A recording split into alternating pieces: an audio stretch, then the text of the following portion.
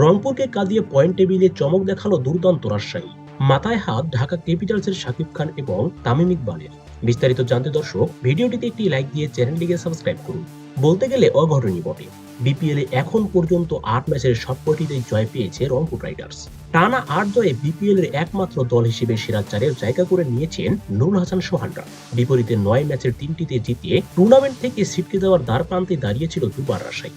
কাগজে কলমে পারফরমেন্সে অনেকটা পিছিয়ে থাকা সেই রাজশাহীর কাছে এবার পাত্তাই পেল না রংপুর রাইডার্স। তাসকিন ও মেহরাবের বোলিংয়ে শুরুতেই রংপুরের টপ অর্ডার ঘুরিয়ে দেয় রাজশাহী।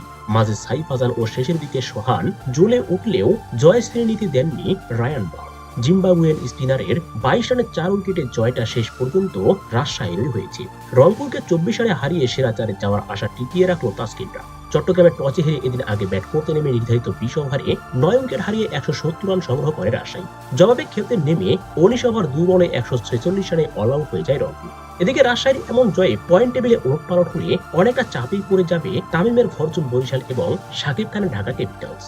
তো দর্শক, এই ছিল আমাদের হাতে থাকা সর্বশেষ খেলার আপডেট। পরবর্তী আপডেট সবার আগে পেতে চ্যানেলটিকে সাবস্ক্রাইব করুন এবং পাশে থাকা বেল আইকনটি বাজিয়ে দিন। ধন্যবাদ।